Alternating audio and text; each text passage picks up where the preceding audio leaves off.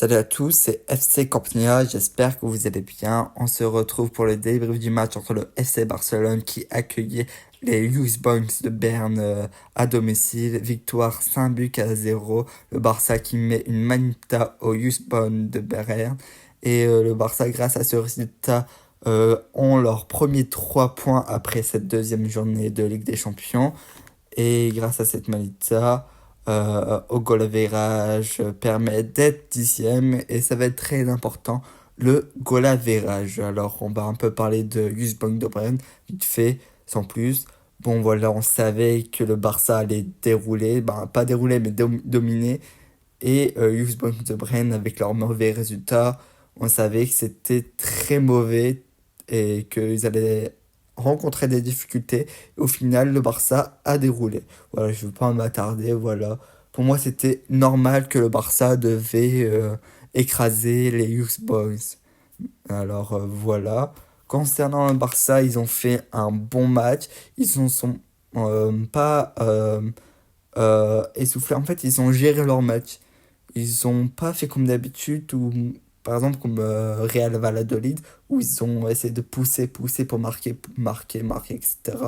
Là, ils ont géré leur match.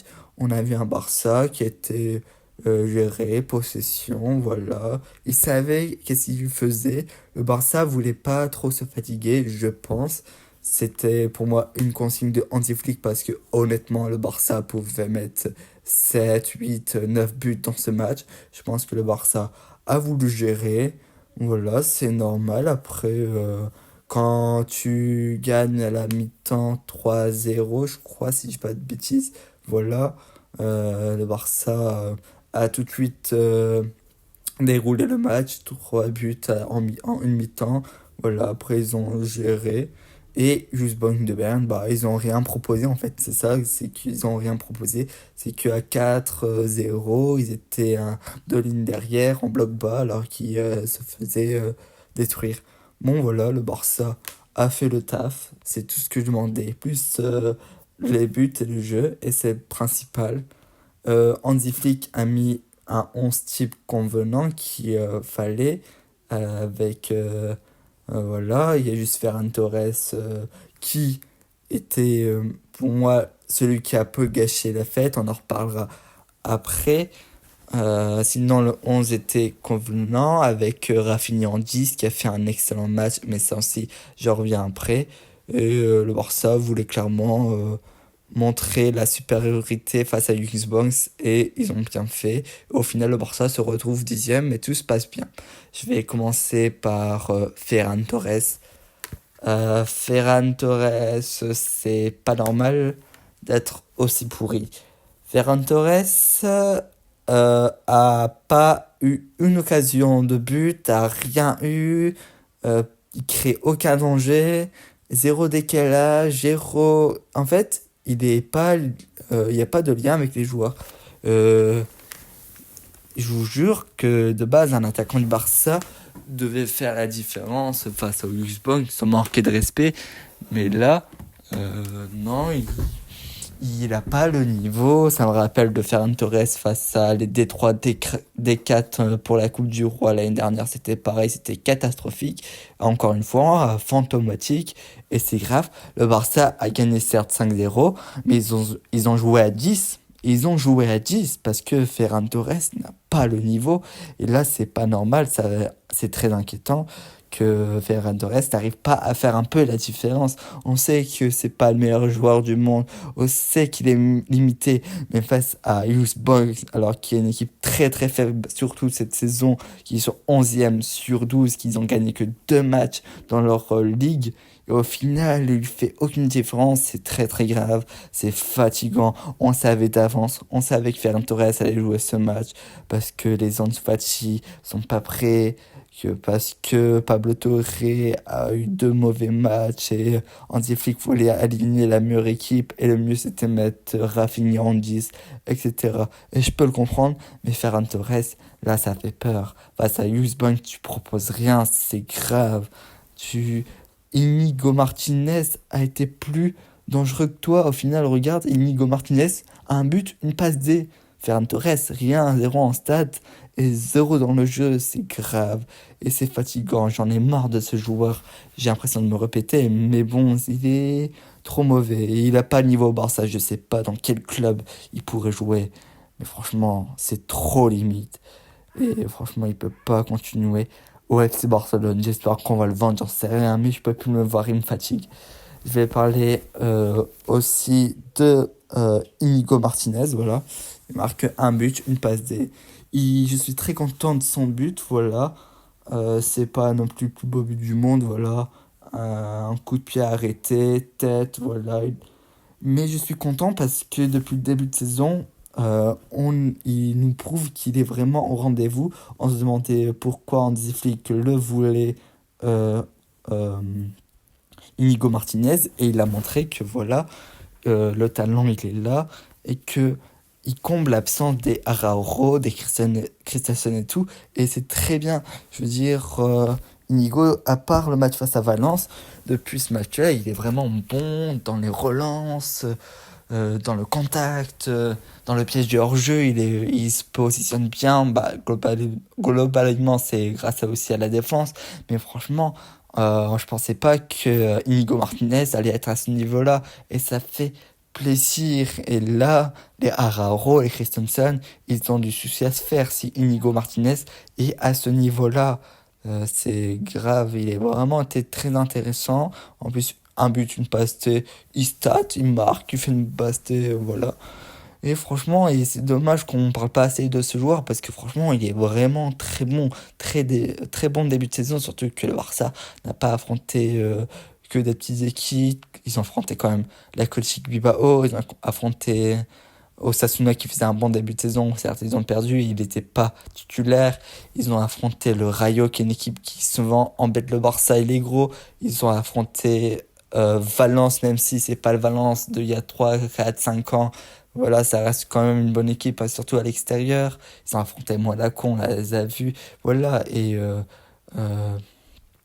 Inigo Martinez répond présent et je suis très content. Je suis très content que voilà, il prouve et franchement ça fait plaisir et il mérite de parler de lui. Aujourd'hui, il a fait encore un excellent match. Je vais parler de Lewandowski qui est lui aussi fait un top match sur ses contrôles de balle. Il met un doublé, il est dangereux dans la surface et c'est qu'est-ce qu'on demande de Lewandowski de marquer des buts, de planter, d'être là au bon moment, au bon endroit. Et ce soir, il était là. Il était très efficace, très impressionnant. Encore un très bon match de Lewandowski, satisfait. Voilà, après, c'est vrai que l'adversité est différente. Mais Lewandowski, ce soir, a fait un excellent match. Et on peut dire ce qu'on veut, mais voilà, Lewandowski très bon. Il a été très disponible aussi pour ses coéquipiers. Et franchement, c'est vrai que des moments, il peut être rageant parce qu'il pouvait mettre son triplé. Des moments, il tire pas comme il faut tirer. C'est vrai que c'est des détails, mais dans la globalité, Lewandowski, ce soir, ça a été très très bon. Et il est à 9 buts en 10 matchs. C'est énorme. Il fait un début de saison aussi incroyable, Lewandowski. Et voilà, il montre qu'il peut encore enchaîner et que ça reste un excellent buteur. Je vais parler aussi de Rafinha. Rafinha aussi ce soir, qu'il a fait un très très bon match.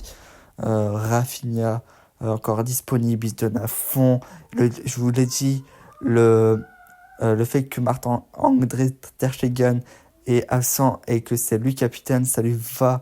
C'est un rôle qui lui plaît, il se donne à fond, il veut prouver au Barça. Et, face au Monaco, il était très déçu. Là, il était vraiment très bon. Buteur ce soir, il est aussi passeur décisif. Bon, je sais pas si c'est fait exprès, on peut pas savoir. Parce que la base pour les bancs de ski, c'est vraiment pour croire que c'est un tir loupé. Au final, ça va sur les bancs de ski. Mais voilà, ce soir, encore une fois, très bon match.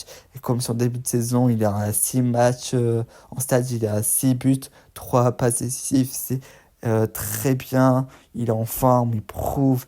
Et franchement, ça fait plaisir. Et tu vois qu'il a envie, il se donne à fond dans les courses et tout. Et franchement, très très bon match encore de Rafinha. J'ai l'impression de me répéter, mais depuis le début de saison, Rafinha, il est très très bon. Et je trouve qu'on ne parle pas assez de lui. Je vais parler aussi de Pedri. Oh là là, Pedri. Quelle masterclass il nous a fait, Pedri, ce soir, encore une fois. Alors, on peut dire oui, l'adversité, tout. Mais on retrouve Pedri, et même, je vais vous dire, pour moi, on a un nouveau Pedri, parce que Pedri, maintenant, ose tirer au but. Pedri, il était dans la surface, et Pedri frappe. Alors, cette c'est contré, mais ensuite, Rafinha, du coup, reprend pour son but. Mais l'ancien Pedri, même à la surface, n'arrive pas tirer. Et ça fait plaisir. Depuis le début de saison, il est vraiment au top avec sa double pivot avec Casado. Il est vraiment excellent et il a récupéré pas mal de ballons. Techniquement, il est propre. C'est pas ceci. La plupart de ses passes sont réussies. Et Pedri, ça fait du bien. Il est vraiment dans une bonne dynamique, dans un bon mood. Il veut on voit que voilà, les blessures c'était le gros problème et pour l'instant ça a l'air de bien se passer. Surtout que Hansi Flick l'a fait sortir à la 60e, alors il peut se reposer. Et franchement, Pedri, pour l'instant il est bien géré et Pedri joue bien. Et je suis content, il monte encore en puissance. Et franchement, avoir Pedri dans son équipe c'est juste incroyable. C'est un magicien, ce mec il sait tout faire. Beaucoup disent que c'est la Régienne de Iniesta. J'ai pas envie de faire de comparaison, mais c'est vrai, il est vraiment très très fort et encore un très bon match de Pedri ce soir. Et enfin, en dernier joueur, je vais parler de Lamine Yamal qui a fait un match incroyable. Il était sur son côté encore une fois très bon. Il n'est pas buteur, il n'est pas passeur décisif ce soir, il n'a pas de stats, mais il a fait un match énorme encore ce soir.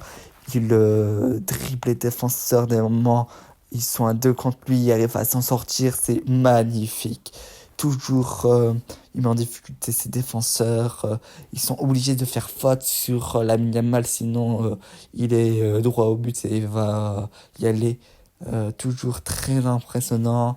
Euh, et ils sont obligés de le tirer, tout ça, parce qu'ils savent que physiquement, il peut pas encore se battre contre parce que voilà, il a pas encore, il va encore grandir, il est encore en pleine croissance, voilà, il a que 17 ans. Mais c'est magnifique d'avoir un joueur comme Lamine Yamal. Il fait des choses, ouais, il terrorise des pères de famille jusqu'à Hansi Flick va lui dire calme-toi mon petit Hansi Flick en deuxième mi-temps. Bizarrement en deuxième mi-temps on l'a moins vu, mais je pense que c'est une consigne d'Hansi Flick qui a dit Pedri, Lamine Yamal t'a fait très bien tout en première mi-temps, mais calme-toi, il est trop fort ce gosse. Euh, et les supporters, on n'abuse pas avec. Et plein de supporters adverses dit Lamine Yamal est vraiment traité fort. Peut-être à l'heure actuelle, c'est peut-être le meilleur joueur du monde. On verra bien, voilà, il y a encore du temps, une carrière, c'est long, mais à l'heure actuelle, il fait partie des meilleurs. Et euh, faut pas le pas dire, il faut le dire. Faut l'assumer à l'heure actuelle.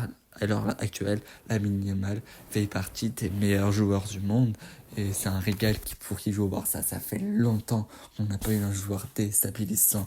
Beaucoup de joueurs maintenant sont pour les stats et tout. On dit que voilà, les joueurs de foot c'est des robots, mais nous on paye le foot pour voir des joueurs comme Lamine Yamal. Et encore une fois, très bon match et ça devient banal alors que ça devrait pas. C'est fou, c'est que il rend les choses banales alors que ça devrait pas être aussi fort. À 17 ans, c'est n'importe quoi. Dieu merci, Léo Messi l'a touché quand il prenait son bain, c'est fou. On rigole, mais c'est quelque chose qui a l'air d'être trop, c'est trop. Il est vraiment très très fort et très bon match de Lamine Yamal. Je vais parler de l'entrée d'Ansu Fati et de Young, content qu'ils sont entrés tous les deux. Bon, on peut pas conclure des choses parce que ils sont souvent en perte de rythme. Voilà, Ansu Fati, c'est vrai que son entrée était un peu moyenne. De Jong, plus sympa. Voilà, ça fait bien de son retour après 6 mois de blessure. Voilà, je peux pas faire de conclusion tout de suite parce que voilà, ça, voilà, ils n'ont pas eu beaucoup de temps de jeu, ils n'ont pas de rythme encore.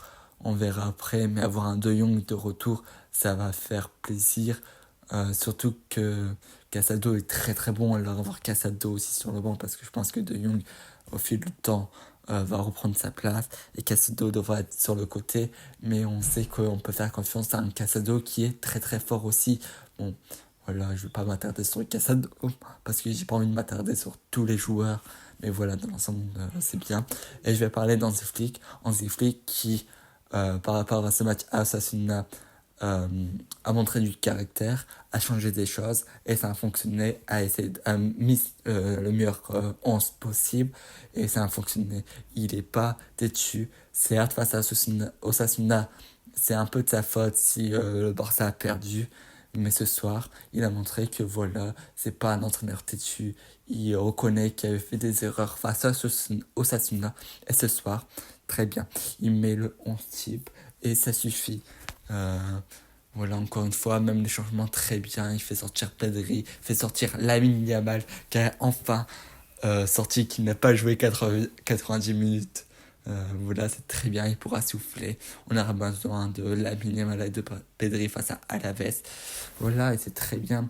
Et on voit quand même, c'est un entraîneur qui a de la patte et qu'il est très frustré. Il voulait voir son équipe marquer d'autres buts et tout, plus de 5 buts. Je pense que lui, il voulait vraiment détruire Unibon. C'était parce que c'est pas normal de faire cette tête-là quand ton équipe gagne 5-0. Il n'y a que Hansi Flick pour ça, mais mentalité allemande, et ça fait plaisir. Il est vraiment bien. Et pour l'instant, on peut presque rien lui reprocher. Pour l'instant, c'est très bien. Et quand tu vois l'équipe avec le nombre de blessés, il se débrouille parfaitement. Alors oui, la saison va être longue, mais pour l'instant, c'est quasiment très bien. Et on dit que franchement, on voit quand même que c'est un entraîneur très expérimenté et que voilà, il connaît le top niveau. C'est pas pour rien qu'il a gagné avec le Bayern et tout. Limite, c'était le Bayern invincible. C'est pas pour rien. Je veux dire, Hansi Flick, même si son passage en Allemagne était compliqué, son passage en club pour son entraîneur était bon et il montre encore une fois, Hansi Flick est très bon. Voilà, pour Hansi Flick, c'est tout. Le Barça est 10e au classement. Le Barça a encore d'autres matchs. Voilà, c'était peut-être le match le plus simple parce qu'ils vont affronter des Bayern, des Dortmund, ça va être très compliqué, Benfica aussi. Mais le Barça peut se sortir et je pense que le Barça, dans tous les cas, se qualifiera pour les phases éliminatoires. Je ne sais pas à combien de place parce que ça va très vite. Pas toutes les équipes n'ont joué leur deuxième journée. Le Rennes n'a pas joué. Qui encore n'a pas joué? Atalanta, je crois, n'a pas joué. Il y a plein de clubs qui n'ont pas encore joué. Alors le classement va encore bouger aujourd'hui et je crois même demain. Parce que je crois que maintenant, même les jeudis, il y a les matchs de LDC. On verra bien.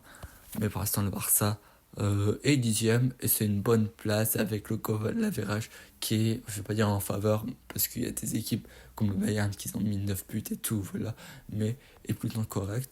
Et le Barça, voilà, doit confirmer évidemment parce qu'il y a d'autres échéances qui vont arriver. On va affronter Séville, Bayern, Real de Madrid là au mois d'octobre qui va arriver après la trêve. Alors voilà, au Barça de montrer, et je pense que si le Barça gagne ces 3 matchs, montre que voilà, le Barça, ça sera un concurrent très 100% en Ligue des Champions. Je vous dis pas que le Barça va gagner la Ligue des Champions, faut être encore réaliste. Le Barça est très jeune, le Barça a des choses à montrer, mais si le Barça arrive à gagner Séville, Bayern et le Real, voilà, le Barça sera un concurrent direct pour la victoire finale, même si ça sera très compliqué. Merci d'avoir suivi cet avant-match. On se retrouve plus tard pour l'avant-match face à Alaves plutôt. Et voilà.